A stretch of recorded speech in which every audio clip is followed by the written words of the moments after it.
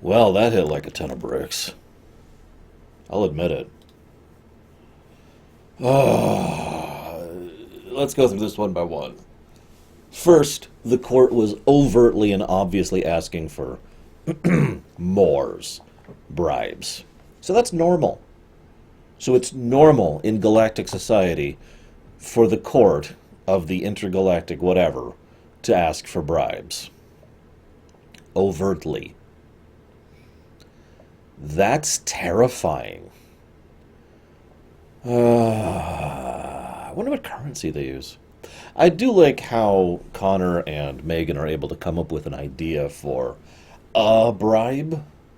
Just not a direct bribe. More of a, you'll get more bribes later, and I'll gladly pay you Tuesday for a hamburger today kind of a situation. Which works, so hey, that works.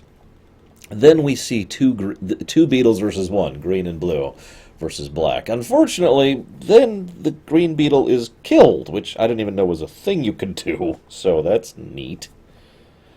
Fortunately, that theme of being unified and the advantages thereof comes back because two minds are better at deleting than one. Go figure. Bye, Black Beetle. So, then we find out there's a weather control device, and of course Luther's on top of things, as usual, in order to deal with it. And there's this bit where they talk about how the Reach has multiple Scarab bots. Now, that didn't actually bother me. As I've said before, the Reach has been deliberately holding back its true military capacity because of fear of the Lanterns. They have to be welcomed, invited, right? So the fact that they have multiple Scarab capacity in terms of these drones makes sense. What does not make sense is how effortlessly the team members manage to take these things out. We've seen repeatedly, including in this episode, how strong one Scarab is. So, anyways, so they did it. There's some good, it's good scenes, good scenes with Calder and Lagan. Just generally good stuff. I have nothing much to add to it. But there's one last one, because of course there is. And then Barry and Impulse go after it. And the moment I saw that, I was just like, oh. Because then Wally goes after it, too.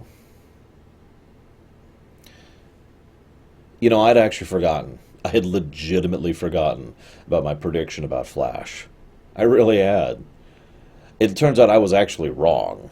I mean, his death or passing or whatever has nothing to do with the future being horrible. It's just his sacrifice prevents the future from not happening at all. He literally saves the planet along with Barry and Impulse. So, God dang it, Wally. And that really did hit in the feels, I'll admit it. I said it before, I liked Wally. I liked the original trio. I liked their dynamic. And the guy who had retired from superhero duty being the one to lay down his life, that's impressive. Good job. Good job, show. So, we have a bit of a wrap-up. The Reach is screwed. Godfrey is now pushing for Luthor to take over as UN chairman.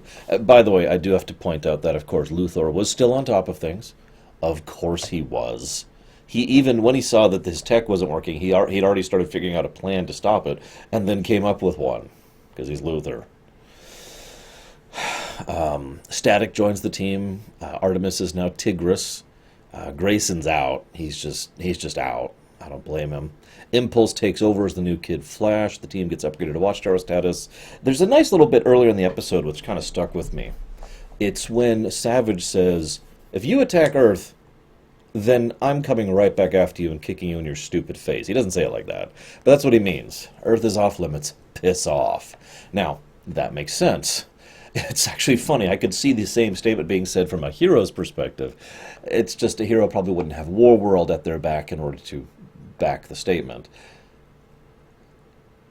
And then the episode, I'm going to read my notes word for word here, if I may.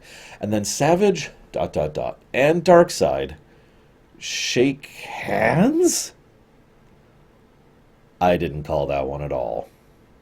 I have no idea what's going on between Darkseid and Savage. I did call Darkseid being there. It's just logical narrative law. But Savage actually being treated as an equal by Darkseid? Granted, this isn't, the dark side. This is another version of him, but what? And of course, Savage's final line, business as usual. Now we're going to cut off here. I have no plans to reopen the Mini-Nations anytime in the future. There's actually one more Mini-Nation I'm going to do after this for a show that you'll see. It's probably going to be going live relatively soon after this one goes live. These take up an inordinate and weird amount of my time. I don't want to bore you all with the details here. But I'm saying all this because the odds of me doing a season 3 or 4 Mini-Nations are kind of low, unless I get to the point where I can basically take away from other aspects. Because when I'm doing this, I'm not working on the main YouTube stuff, and I'm not streaming. Basically, I'm not working. Or rather, I'm not doing main work when I do these Mini-Nations. And that's actually kind of a damn shame, because I kind of like doing these. It'd be nice if I could do these at a slower pace, but, whatever. And I would actually like to see Season 3 and 4. I might just watch it on my own time, because that's a thing that's a true thing. But regardless, I just wanted to say that I did actually like this show. Like, a lot, actually. There's a few tidbits, and if I was to put this into my own review score system with the pluses and the minuses, I would say it has a decent chunk of pluses and very few negatives. It's not like the best show ever, and I could think of other shows that have more pluses, but this one doesn't really have a lot of negatives, and I think that really helped to elevate it.